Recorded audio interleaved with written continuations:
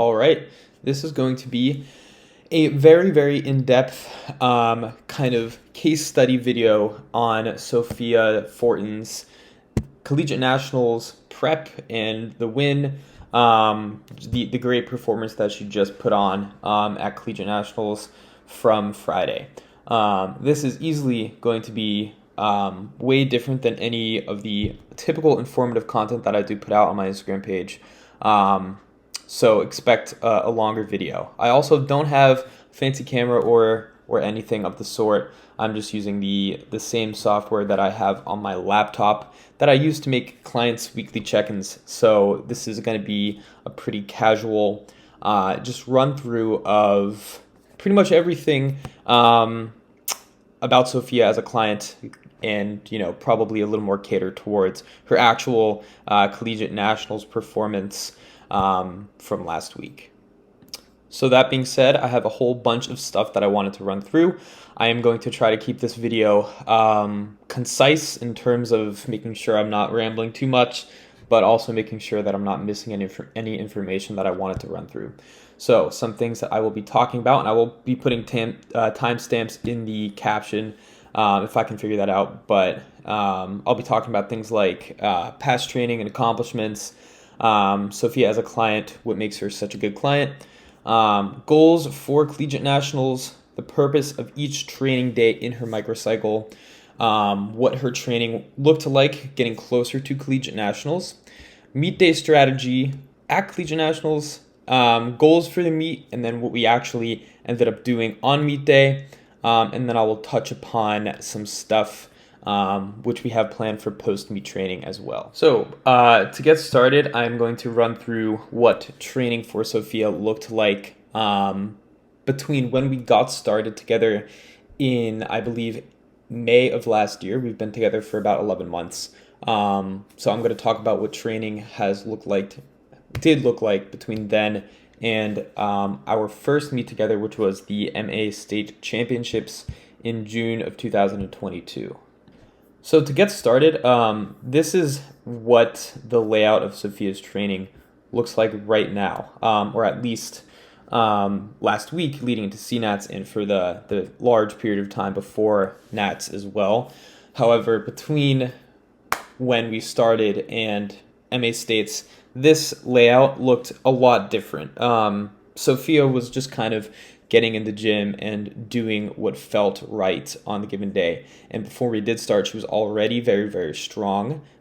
She had a grasp of actually how to execute the 3 lifts efficiently. We did work on some things with technique, which I'll kind of touch upon briefly as well. But she knew what she was doing, and she was lifting for a long time before actually hiring me. But when we did start, things looked very, very different than this. Frequencies were off. Things weren't very consistent in terms of when we were doing things on which day of the week. She wasn't following something that was prescribed by someone, and she didn't really have a second pair of eyes on her training. So that being said, we basically made the priority to make sure training was consistent and repeatable between May and June, which was a very short period of time. I think we had around 6 or 7 weeks between that time. So we just kind of had to make the priority to move what we could at MA States in June. So we didn't really change a whole lot. We just kind of did what we could. And Sophia gained the most amount of strength from literally just following something instead of getting in the gym and kind of doing what felt right. She was able to break an American record squat with 152.5 kilos, which was an American record on her second attempt, and then she broke it again on her third with 155 keys. And that was the real goal of the day, because after that, we were 3 for 3, and we took what was there on bench, we took what was there on deadlift, and after that, we got to chill for a little bit, and then between MA States and her next meet, which was in Odyssey, in New Hampshire at Odyssey Barbell Club, things also looked a little bit different in terms of what she was being prescribed. So after that chunk of time between May and October, we understood a whole lot more of what Sophia responded to and what she didn't respond to in training. But the more interesting stuff is actually what we were doing in prep for CNATs. So in comparison to what she was doing in prep for CNATs prior, she had a whole lot of fewer rep sets within her program. We weren't handling nearly as much workload as we were now, or are now currently. We were still squatting twice a week. We were benching 3 times a week at one point for a good amount of time until we added a really light fourth bench day here on her Friday session. And that was a few weeks out from a bench only meet we kind of did like 1 or 2 weeks before Odyssey in October. And eventually, around in the fall of last year, we understood that adding more makes things explode. She wasn't really doing enough before. She was kind of training along the realms of a heavyweight male in terms of the reps and sets and overall workload that she was doing. So we kind of adjusted that, and every single time I have increased workload. For example, one specific day that I've been manipulating a lot is her secondary bench. She can handle a whole lot of stuff on her secondary bench day here. And every time I increased workload, everything went up. Same thing here. We were deadlifting once a week. I think we were just doing a single and threes for a few months between, States and Odyssey. So compared to now, we're deadlifting twice a week, and she has higher rep back down work on her primary deadlift as well.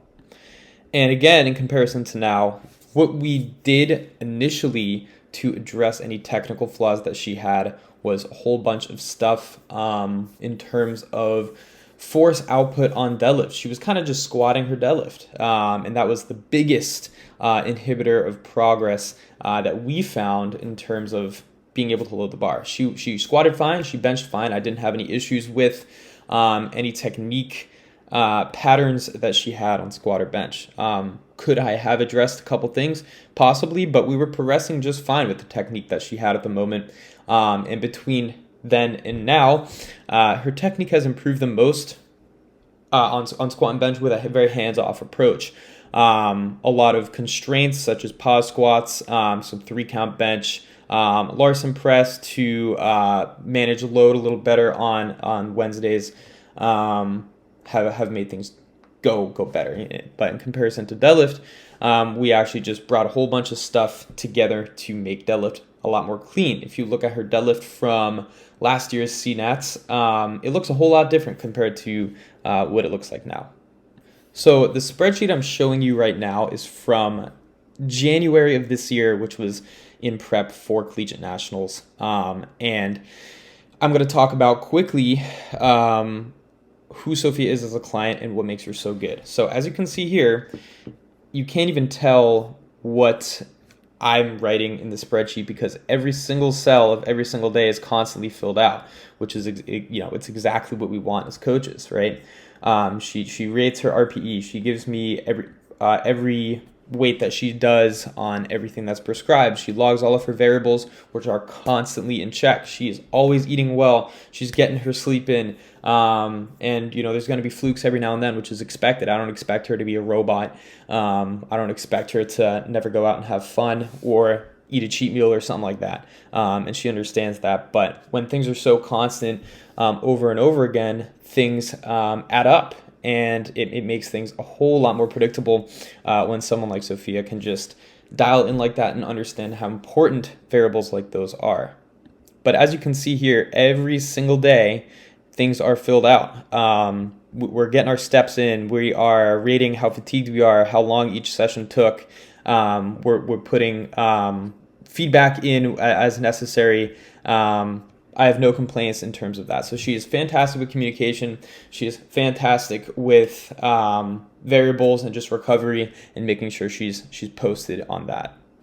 And not only this, but Sophia is very, very eager to get stronger. She recognizes the potential that she has, and so do I. She's extremely bought into the process. She lets me take care of everything. I don't handle things like recovery for her, obviously, because she's so good at it. But training wise, she does what she's told. She trusts me as a coach. She asks questions when necessary.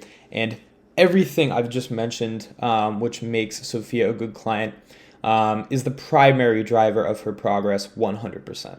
And before I talk about the goals for CNETs and just CNETs in general, her performance, training leading up to it, and all of that, a couple other things to add are that programming accessories for Sophia can be a little bit challenging because she doesn't work out at either powerlifting gym or a commercial gym. So things like hip thrusts, and I'm giving her 2 times a week split squats, pull-ups because she has something to do a pull-up or a chin-up on, and just simple stuff like arm isolation work, lateral raises, and just basically making the most of what she has in terms of what I'm prescribing her. So that is a little bit of a confounding variable in terms of actually programming accessories for her, but she's already so jacked. Gaining muscle in terms of progressing her main 3 lifts is probably not the lowest hanging fruit. She's already got a great deal of muscle. If you've seen her in person, you know that she is very muscular. She clearly has prioritized nutrition and just bodybuilding work for a long time, and that was pretty much where we started out 11 months ago as well. So considerations to be made when actually programming accessories for her are just basically, hey, keep in mind what she has and what is available to her, and use those to her to the advantage. A couple other considerations to be made when just programming in general for Sophia are that she can tend to be a pretty overshoot-y lifter. So, for example, some days where I would probably rather a heavier set to be performed, I'll write something lower to anticipate that RPE not being as accurate. So this set was probably a little harder than, or actually not this day in particular, but for example, this one was probably a little harder than prescribed. I usually end her blocks around in between like an RPE 7.5 to 8.5 on her primary days, which usually ends up being more than that, which is the goal. And then I kind of start her bench and squat, for example, at higher RPEs because that's what she can handle. And in terms of microcycle design, there is a very, very clear purpose for each day of training. And I think that is something that's very, very important when actually allowing a client to be bought in and understanding the process as a whole. So to start with squat, we've been squatting 2 times a week since we have started. The workload, like I've said before, has increased dramatically over time. If you look at her training from like summer of last year, she had a 1x5 pause and then 2x5 percentage drop back downs on her Friday. And then I think she had a top set and then 3 back downs on her primary squat here. So compared to now, if you take a look at what her training, this is the last block of CNAT's prep. So this is the most recent training period that she just completed. But if you look at her training now, she has a whole lot more. We've been doing singles for months now on her primary day. I have no intent to remove those from her program at the moment. And then we have another high intensity back down set after her single, and then a 4x4. So this is a pretty good amount of volume, a good amount of work. It takes a pretty decent amount of time for her to complete. This is her hardest squat day here. And then you can kind of see here, I've been keeping pause squats in and just manipulating reps as I think necessary. So she has a top pause triple here, and then percentage drop pause back downs. For Sophia, there's a couple reasons why I'm giving her pause squats. The first reason is to actually feel out a more comfortable position to competition squat depth. Prior to working with me, she had a little bit of an issue with hitting competition squat depth, getting that hip crease below the top of the knee. And we found that pause squats is not only beneficial for her center of mass management, but she can just feel out that position in the hole easier. And when she squats high, the rarity on her secondary squat day. When that happens, she can easily recognize it. She can kind of feel that end range of hip flexion and understand that, hey, that was probably high. I can probably improve on that during my 3x4 back down sets. And in terms of her primary squat, I've been keeping singles in for quite some time, simply for skill practice, so we can manipulate other things. We put a whole lot on her squat between October and now. Her BPR was 352 pounds, and then we actually squatted 365 multiple times throughout prep, probably around the same difficulty as her 352 from the meet. In terms of bench, like I touched upon briefly before, we used to be benching 3 times a week until progress kind of stalled out. She would start hitting roughly around 200-pound bench singles to end each block, and that happened for multiple blocks in a row. She wasn't necessarily feeling stronger or getting stronger for about 3 blocks in a row. So I added a 4th bench day. I think she could handle it, and after adding the 4th bench day, we kind of slowly chipped away at increasing workload over time. For example, like I said before, her secondary squat day is something I've manipulated a lot. She feels the strongest on these 2 days right here, Saturday and Monday. And that being said, I would like to keep her primary day on Saturday, so I didn't want to screw around with volume and intensity too much on that day. So what better way to do it than her secondary day here? This used to be, I think, just a 4x5 when we started out, maybe even a 4x4, but we didn't have a top set on this day. We just had straight sets. So between when we started and now, we've just been slowly chipping away at increasing intensity and volume and overall workload on bench, especially on this day. We've had around in between 15 and 25 or 24 reps here on this day of Larson press, and that's something we've kept in. I have not manipulated this day for quite some time. I like this day to remain constant.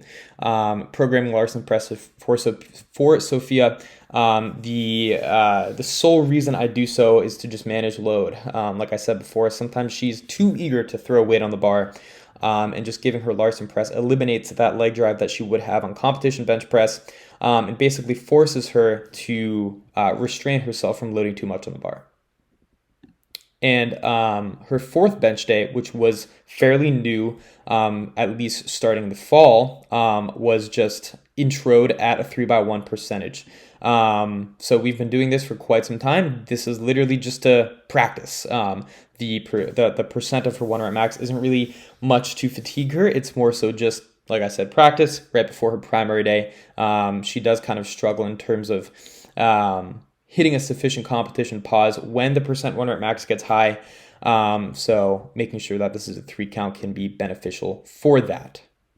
And then in terms of deadlift, like I said before, there was a period of time when she was just doing a single and back down 4x3. So that changed clearly. She's just doing a single and more overall volume on her back downs, now just doing a 3x5. And before they were just capped at a percent, but now we're talking about an RPE here.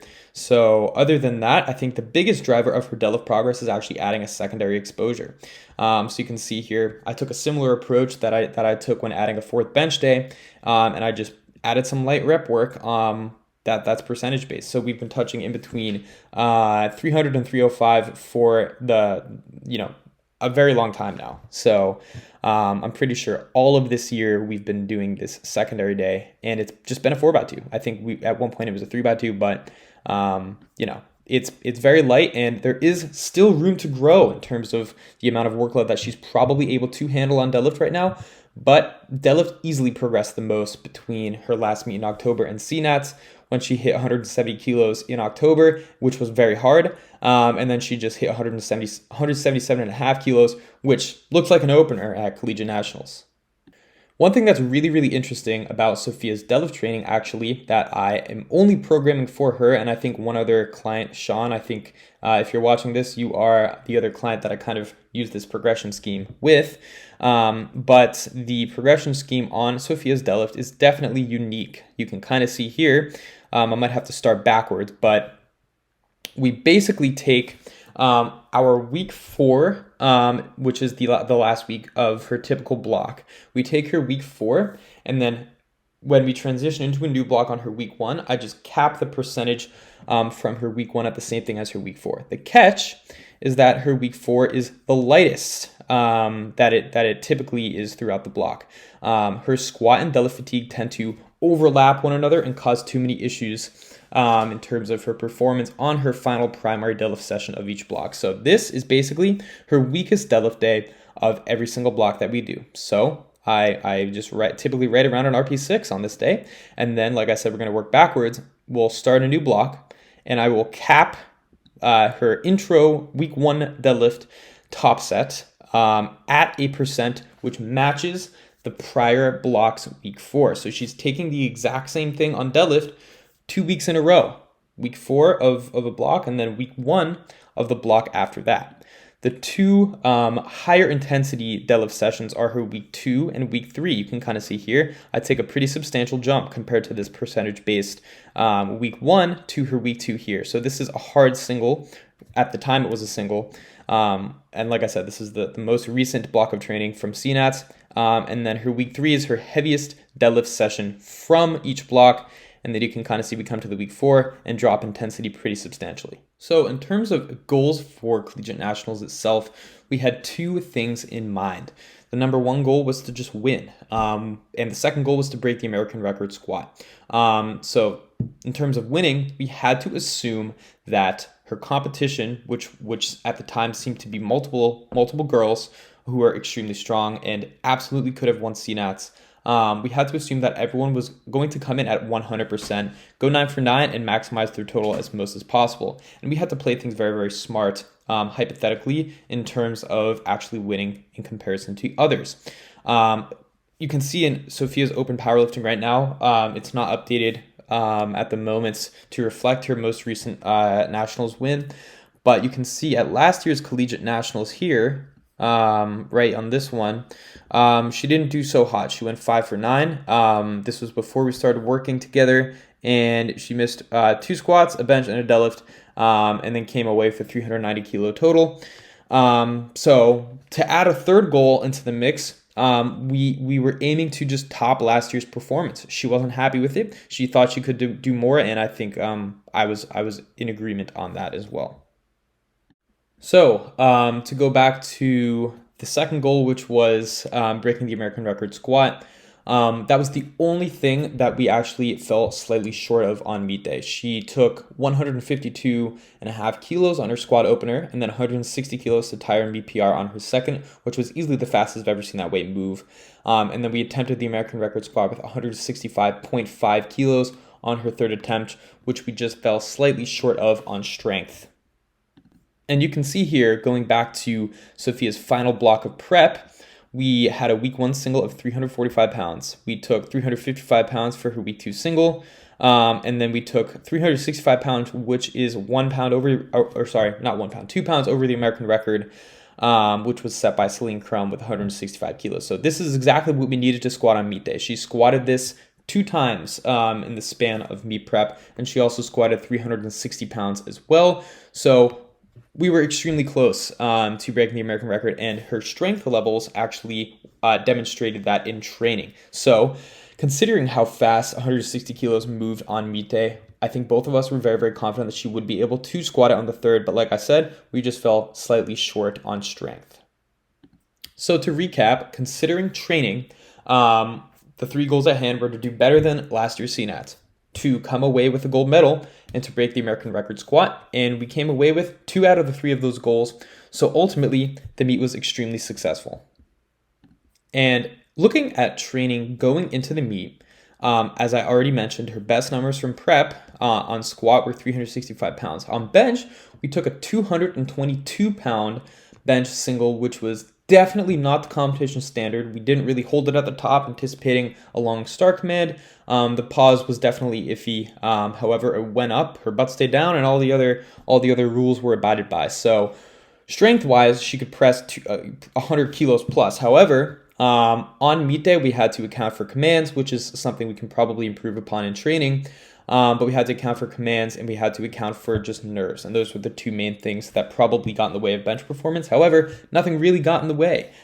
She was strong and she tied her meet PR. It was much faster than it ever moved, especially in comparison to October. She definitely had more. I think based on training and based on how her third attempt moved, she had 97.5 kilos. But I played it safe and we walked away with 95. And then on deadlift, you can come down here. I already explained the style of progression that I do give Sophia, but this lined up perfectly with meet day. You can kind of see here her last heavy deadlift single was on her week 3 of a block, which is typically when she takes her last heavy deadlift single. So we ended prep on 390 pounds, which was an all-time PR, and I told her in her weekly check-ins and in general that I do not want her taking more than 390 because I thought she would be strong enough to pull 391 pounds or 177.5 kilos on meet day, and I didn't want to risk an unnecessary fail or something that was much harder than I would like it to be when we were 1 week or 6 days out from the meet. So I told her firmly, don't take anything more than 390. That's what I plan to take on meet day, and that's exactly what happened. Now, the tapering and peaking process for Sophia is something that's probably a little bit different than typical. For most people, you would see a drop in, intensity or volume, whatever the protocol may look like for a certain person, probably around 1 or 2 weeks out. And that is probably the most common scenario. However, we kind of push this closer to the meet because historically that's what works best. We don't really need to drop a whole lot of workload as long as we can time things to the block of the meet with meet day, then we're golden. The largest amount of fatigue gets held in Sophia's upper body. So that was something we had to watch out for. And that peak amount of fatigue kind of happened earlier than anticipated in past meets that we've done together, which was States and Odyssey. That extreme upper body soreness typically happened around 1 or 2 weeks out. This time it happened around 4 weeks out. So that was a little bit unusual. So we had to take a slight deload kind of, or just basically reduction in intensity and volume to start her secondary and tertiary day on this block, which I think was very, very helpful and a good call on my end. But like I said, in terms of the tapering and peaking process, you can kind of see we're taking our typical secondary bench day the week of the meet. We had a slight intensity drop here. I told her because this set was probably a little overshot, we just took a slightly less than last week. Then we had a larger percent drop back downs. We had an intensity drop on a couple accessories. So really not a whole lot of change on her typical secondary bench day, which is done on Monday, and she's competing on Friday. So right now, the taper hasn't really started. The taper really starts when she takes her primary squat, which I capped at 1%, which was at her planned opener of 336 pounds.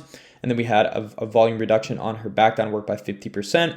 And then an intensity reduction on her first back down set, which is typically a little heavier than this. So this was a pretty chill day. However, things didn't move great, which as you can see, I predicted based on training history in the notes here. But this was definitely a pretty average session for her. And then very, very light accessories to cap the session out as well. And then for Sophia's last session of prep, a volume reduction here by 50%. We got 1 set of skull crushers and 1 set of lateral raises. That's what she's used to doing on this day, so I didn't want to remove them entirely. And then we rested as usual. She usually rests on Sunday and Thursday. We rested as usual on Thursday, which was the day before the meet, which could not have been timed better at all. So we had a very, very slight reduction in intensity on her primary squat and a pretty decent reduction in volume on her primary squat. Overall volume, and her tertiary bench overall volume and intensity as well. And then you can see here the last thing I did was decrease her 4x2 pretty significantly on her secondary deadlift day. She at this point she was taking 305 pounds for 8 weeks straight for a 4x2, which is very, very negligible for her in the first place. But I didn't want her taking that weight when she was, 3 days out from Collegiate Nationals, regardless of how easy it was. So I just reduced workload here as well. And to time that with this meet in comparison to training history as well, things ended up being the strongest they ever were. And that was very, very predictable. And that's something that seems to be the case with Sophia. Her training is extremely, extremely predictable for the aforementioned reasons relating to client quality, predictability, how her training goes, her recovery, her nutrition, her sleep, her urine to actually improve, and her buy-in as a client. So kudos to Sophia for all of that. But, we tapered well, we peaked well, and we were the strongest we were ever on meet day. So in terms of meet day itself, this is the attempt selection sheet that I made a few days out from the meet. You can kind of see here, we have some things highlighted. These were her openers that she put in at weigh-ins, and this is the American record squat, which we wanted to attempt. So that being said, we opened 5 kilos more than her last meet's opener on squat. We opened at the same thing on bench compared to her most recent meet, which was October. And then we opened actually 5 kilos under her meet PR on deadlift. So considering how predictable we thought deadlift performance would be on meet day, we knew that she would probably be strong enough to pull 402 pounds, considering her deadlift always tapers the best and shows up the most on meet day. So to kind of run through attempts and just my mindset between them, we took a nice and easy 336-pound squat opener. You can see her last warm up here was 145. So she took this, and then we tied her meet PR with 160 kilos or 352 pounds on squat as well. This was a 7.5 kilo jump between her opener and second attempt, and then we took a 5.5 kilo jump to the AR. I think these were easily the most realistic attempts to make on squat to set us up for the American record attempt and maximize the chances of her hitting that. And then for her opener on bench, this was something she took over 200 pounds for I think 12 weeks straight, maybe even more. On her week 1 bench single, considering I usually program that around RP7, maybe even a little higher. This was a pretty damn safe opener. However, she wasn't feeling the most confident on it, so we took a 2.5 kilo jump, which was the safe end on her second, which moved much better. And she was feeling a little more confident on that. However, I didn't want to risk taking a 5 kilo jump after a 2.5 kilo jump on bench for her, even though she was most definitely strong enough to hit 215. I didn't want her to go 2 for 3 on 2 lifts in a row. So we took the safe end, third attempt, with 95 kilos and 209 pounds to tie her meet PR. And then deadlift, which showed up extremely well on meet day. Her opener was easily the fastest I've ever seen it move. And then we took our planned middle end second attempt with 380 pounds. And then we hit a 7.5 kilo meet PR with 391, not to mention that her second attempt was already a meet PR of 2.5 kilos. Now, on deadlift, I really thought that Sophia would be strong enough to pull 402 on her third attempt. However, I didn't want to risk anything. There was definitely a world where the second place deadlift could have loaded something absolutely berserk and pulled for the win, and I didn't want that to happen. So I wanted to maximize the total as best as possible, and I would rather her win on an 8 for 9 total than a 7 for 9 total and risk a third attempt miss on deadlift. So I loaded the planned third, didn't question myself on anything, and we just secured that in the bag. So regardless, she pulled for the win, and she like I said, I was confident after her opener deadlift that she would have been able to win, which was most likely the case. But I'm super happy with the result. Sophia is someone who gets more nervous than the average person on meet day. So calming her nerves and making sure she was confident with what was on the bar was a large consideration that I made in terms of actually selecting her attempts on meet day. And now that the case study and the meet day overview sections are done, I can probably quickly run through Sophia's post-meet training now that we have everything sorted through. So considering the success of the program and the microcycle that we have developed right now, I haven't changed anything layout wise. She's still benching 4 times a week, squatting twice a week, and deadlifting twice a week, given the secondary deadlift day is still capped at 1%, which is still just a 4x2. So considering training history and the approach that I typically take for Sophia after meets, we are going to gradually increase the amount of reps per set and tick the amount of sets down. This gives us enough room to actually increase workload over time, which has worked every single time. I've done it for Sophia, like I said before. So instead of a 1x4 and a 4x4 here, I have decreased the amount of sets on her back downs by 1 and increased the amount of overall reps. And comparing this, combined with her secondary squat day, the amount of weekly volume she has is near identical to what she had before. So that being said as well, I still have no plans of removing a single from Sophia's program. This is what her primary squat day looks like. This is her first week after the meet, so her percentage-based 4x2 on her secondary deadlift day is a little lighter here. And then we're back to our typical 4x2 with 300, and then an RPE-based single. So now that covers the primary day, we have been doing a similar approach on the secondary day with some paused volume. This is around pretty much a near identical protocol to what I've taken after her Odyssey meet in October. However, I have made these ascending sets. She seems to be able to just repeat sets and have absolutely no detrimental effect from taking a heavy set on squat and bench and then doing it again. So I'm doing ascending sets. I think ascending sets are great. She's going to take a set here, another set here, and she's probably going to be increasing the weight each time with little to no fatigue cost from the sets prior. So instead of the typical top set and back down approach that I usually take here, we're just going to be working up to a top paused set instead. I think it is going to be beneficial in terms of actually ramping up the intensity throughout the block without having two extremely heavy top sets throughout the week.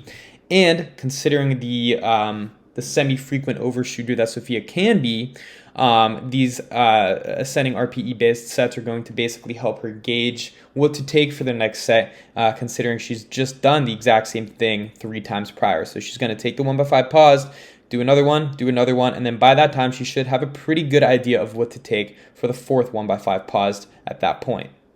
To run through bench really quick, the main difference that I have done compared to the microcycle that we did run during CNAT's prep is just add a 2x1 with a 3-count hold and a 3-count pause capped at 1% on her secondary day. Like I said before, she shows up the strongest on her primary and secondary day. She's always strong on Monday. She at one point benched in the 190s for 6 in CNAT's prep, which is insane. So I am adding a 2x1 paused to help her with actually reinforcing those competition commands and anticipating a possibly long start command at the top for her next meet this year.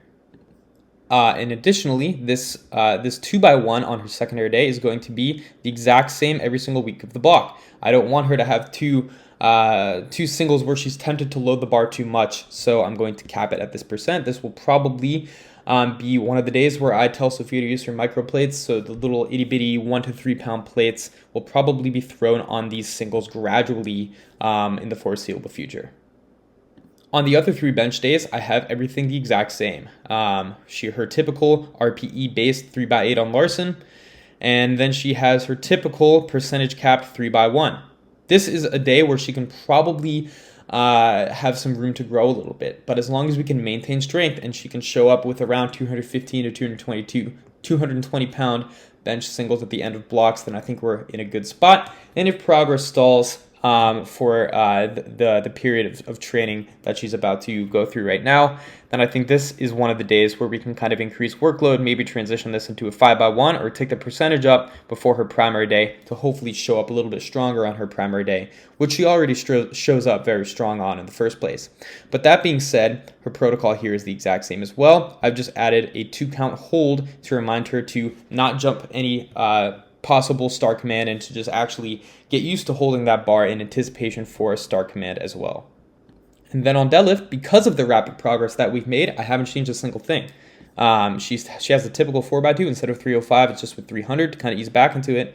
And then we have her typical primary day on deadlift. Instead of a single, we have a top set of 4 to give us room to actually remove sets on that top set. She is competing next in November, so I think starting out with the set of 4 is going to give us enough room to hypothetically strip that to a set of 3, strip that to a set of 2, and then eventually take singles probably around 8 to 12 weeks out before her next competition.